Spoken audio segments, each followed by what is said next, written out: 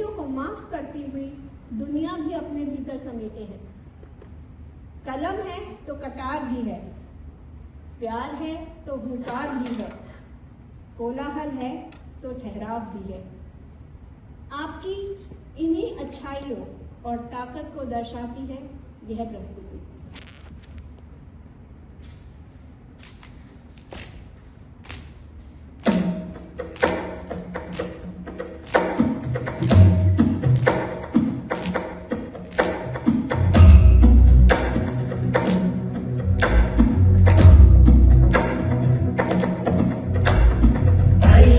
Nandini Nandit Medini